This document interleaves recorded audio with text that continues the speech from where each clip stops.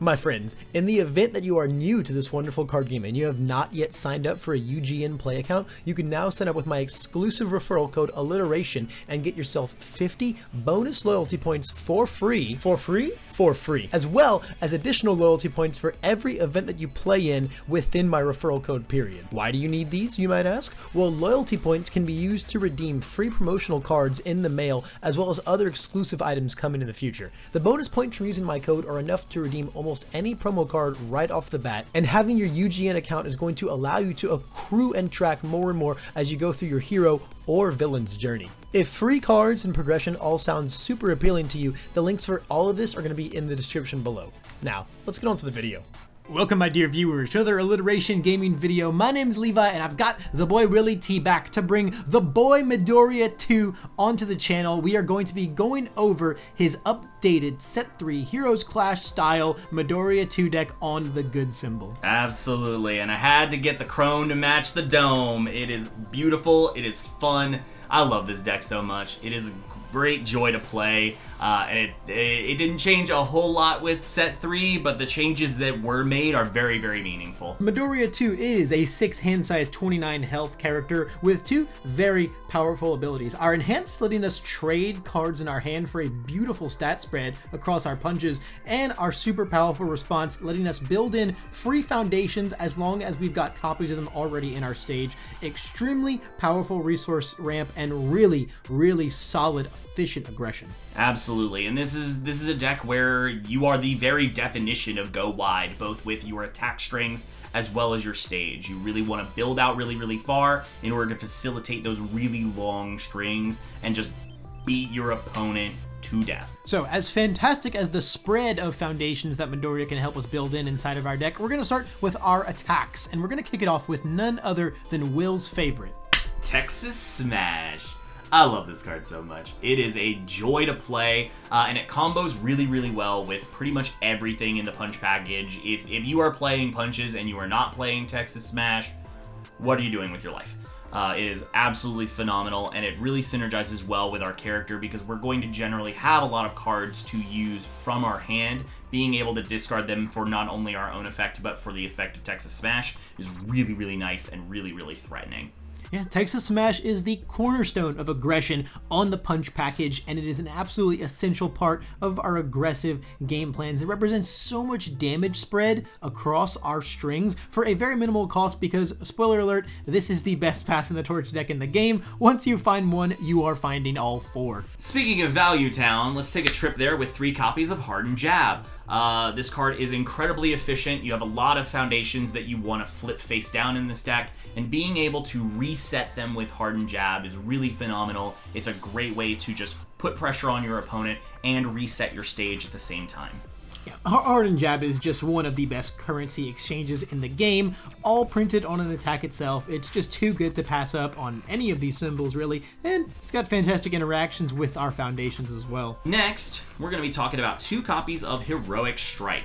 This card lets you commit your rival stage, and it's really, really good later in a chain to just commit 5-6 cards and really threaten that lethal and make sure that they're not blocking anything else you're doing this turn. It's beautiful. Yeah, Heroic Strike is amazing. This is one of those cards that, like, it took the punch package players a really long time to come onto, but man, once they did, we really found out how strong a random 3-4 committal can be led into some other really strong punch. Next, we're going to be talking about 3 copies of Setup Strike.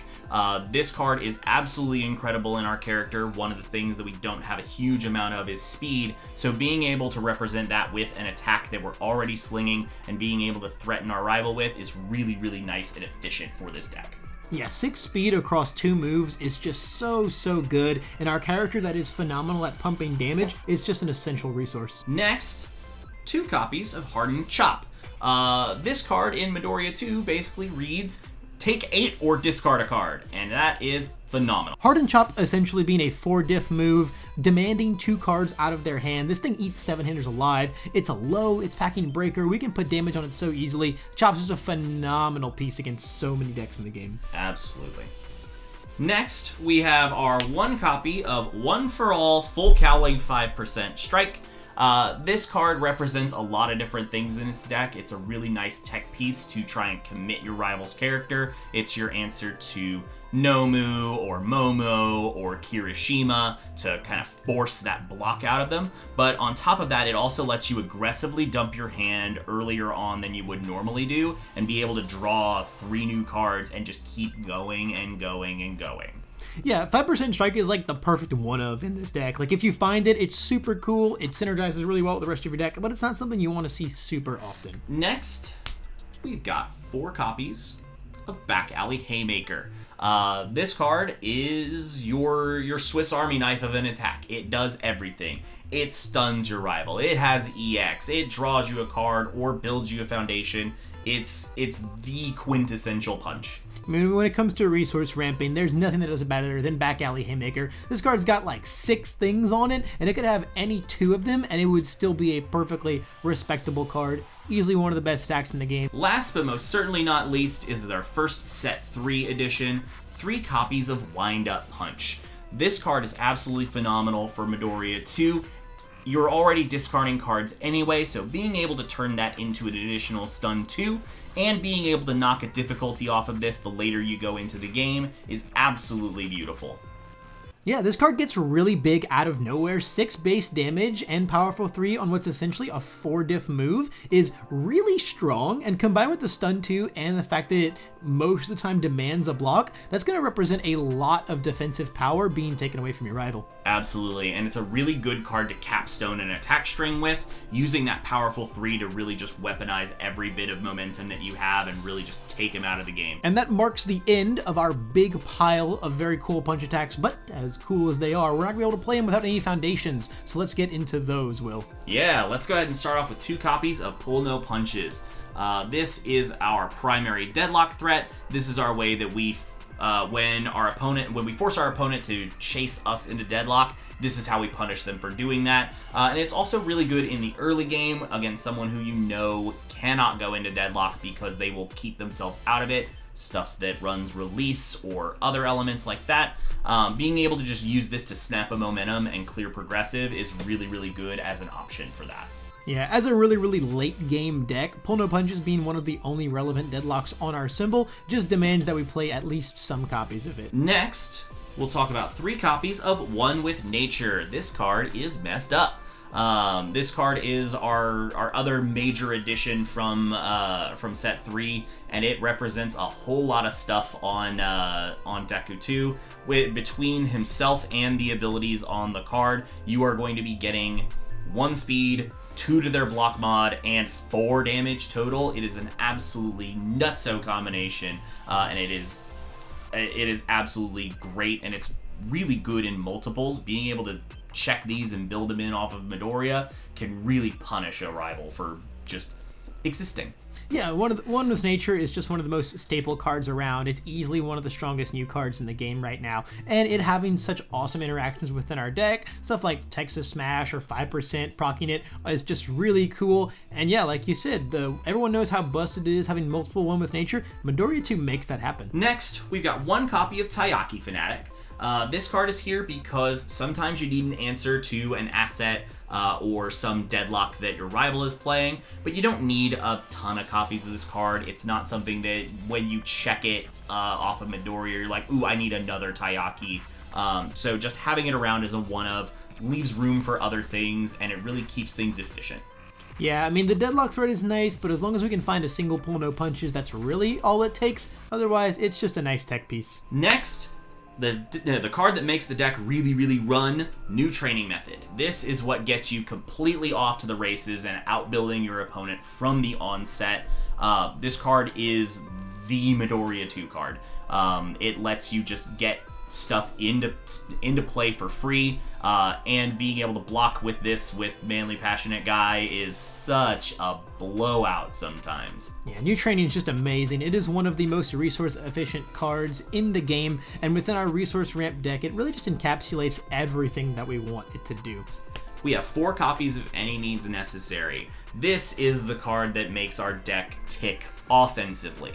being able to discard this card for free and being able to get a new one is going to be really phenomenal for this character. Being able to cycle through resources and keep going and going is really necessary for a character who's building out the way he is. Yeah, any means is just fantastic, and any deck that can efficiently proc it, and like we have our face to do it all the time, but when we don't want to do that, we have now so many good outlets between things like Texas Smash and One with Nature.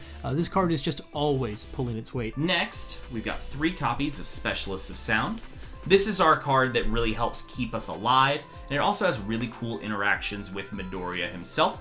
You can check this, and as you're taking a look at the card, you get that option to choose then to use Midoriya and bring in the Specialist of Sound after you've checked what's on the top of your deck. So if you see something really, really cool, you can just go, cool, I'm going to save my build for it. Or if you see a cool attack, you can commit Passing the Torch to pick that up. It gives you a lot of options, and you're able to build these in, and being able to have them in multiples very easily helps keep you alive through multiple turns. Yep, Specialist is amazing. It's some of the strongest and freest speed reduction in the game. Easy auto include on all of its symbols. We have, speaking of Passing the Torch, 4 copies of that awesome card. This is the card that helps this deck run the most, probably the best card in the deck. And like Levi said, once you find one, you kind of find them all, because you're able to use Midoriya in order to build in your extra copies. And on those turns where you've already built something in, you have New Training Method to really help you facilitate getting that extra copy into your hand and onto the field, because you're gonna just play it right after that. It's a great card to really facilitate all the discard that we're going to be doing and keep you being a 7, 8, 9, 10-hander sometimes. Yeah, Passing the Torch is just one of the best generic card draw cards in the entire game. It's pretty much an auto-include on all of its symbols, but we get to do even more cool things with it. I mean, there's a reason we mentioned it, like 4 or 5 times before it's even come up. Passing the Torch just really keeps our deck running, and again, just like One with Nature, it's stronger in multiples, and that's what makes playing Midoriya II on this deck, rather than one of the other Punch characters just so strong, is that we get to guarantee those multiples. Next, we've got 2 copies of You're So Obvious. This card has multiple uses in this deck. It is not only a control piece to reset your rival's stats, but you can also use it offensively to reset your own from penalties they've given you, or for the extra 2 speed or 2 damage bump that you need in order to really just get there sometimes. Yeah, You're So Obvious is just such a good, flexible offensive and defensive piece. Like, it protects you from your rival's big scary moves and also protects your own big scary moves. Really makes them have to think about how they want to interact with your punches when this card's on board. Yep. Next, we've got 4 copies of High Value Target. This card, most of the time, just reads, I get to block better. Being able to have each copy of this represent 2 foundations for your blocking math is really, really fantastic in this character. Being able to make sure that all of your blocks are successful so you get to survive into the late game is really, really nice. Yeah, I mean, High Value just reads, I am 2 foundations on my rival's turn. That's just a no-brainer include right there. And it also protects the copies of our very important things like Passing the Torch and One with Nature. Next on our list, we have 4 copies of Destined for Mainstream Success. And most of the time, this card basically just reads flip, draw a card. But my cautionary tale to anyone who's playing Midoriya II while playing Destined for Mainstream Success is you don't always want to fire these right away. If you haven't seen multiple copies already, sometimes it's better to leave one unflipped so you can check them and build them in so that you can really facilitate a string that's longer later. I mean, Destin is just one of the best spams in the game. On all 3 of these symbols, it's a pretty much auto-include. Next, we've got 2 copies of Self-Sacrifice. This card is incredibly well statted for being a spam, and it also helps you kind of control your own stage. If you have too many things flipped right before you're cycling, you can start blowing them up, but you can also use this to pressure early on. You are able to build out further than your rival in 90% of cases, and being able to facilitate that and weaponize your stage to threaten even more early on as you continue to outbuild them throughout the game is a really nice thing to have in your back pocket. Yeah, I mean, a 1/5, 1 low block that lets you keep yourself out of deadlock and manipulate damage however you want. Self-Sacrifice is just another one of those good symbol staples. Next, we have 3 copies of Bonds of Friendship. all that really needs to be said about this card is it's a 1+ high block that checks a 6. I mean, we're talking about really well-statted, good symbol staples, a 1/6, 1 high that has a sometimes relevant ability. Yeah, there's going to be some amount of copies of that card in my deck. Next, one of my absolute favorites in this deck, 4 copies of Manly Passionate Guy. This card is absolutely phenomenal in our character because there are so many things that we want to block with, and we really want to block in this deck. So being able to build down those things and sculpt our stage as we go using this card, and then reset them with copies of Hardened Chop and Hardened Jab is really, really nice to be able to facilitate those long game plays that we want to make. Yeah, Manly's just so good, man. It's one of those really, really busted set 1 cards that it's probably going to be a very long time before it falls out of style. And last, but most certainly not least, we have 4 copies of It Can't Be Fixed. This is the only 0 diff in the deck. And this is because a lot of the other ones are much less effective on the good symbol, so being able to have this as our specific choice for Back Alley Haymaker and is totally okay. The opportunity cost of not always having a 0 is something that we're generally okay with. We're able to build out far enough that the build on Back Alley Haymaker is not always the most important part of it. Yeah, I mean, in worst case scenario, it still draws a card. It's not like you're actually losing value from the card. Yeah, It Can't Be Fixed. Just one of those really, really strong 0s. Yeah. A 1 high block on a card that's effectively just 2 foundations against almost any deck in the game. Like, pretty much everyone's packing stun. Mm-hmm. It Can't Be Fixed is just too good. Absolutely, 100%. And there you have it, guys. That is our entire main deck. That is how to ramp up your walls and smash to pieces all of your rivals' own with Midoriya II on the good symbol. Yep, this deck is an absolute blast to play. If you really like the interactions between yourself and your rival in the core mechanics of the game, this is going to be a deck that you're really going to have a lot of fun with because there's a lot of interaction with your rival, and there's a lot of interaction within your own stage and your own cards that feels really, really satisfying to play. Yeah. And if you want to give playing this deck a shot yourself, we're going to have the UVSultra link down below in the description and in the pinned comments. And while you're down there, go ahead and smash the like and subscribe button and try and leave us some feedback if you can as well. It's going to let me shove all of my MHA CCG content into your news feed. So if you want to see more sweet deck profiles like this, alongside tier lists, gameplay videos, meta discussions, and anything under the sun MHA CCG, and I would really love your support. That's all the time that Willy T and I have both got for this video though. Thanks again so much for making it all the way to the end of it, and I hope that we get to see you in the next one.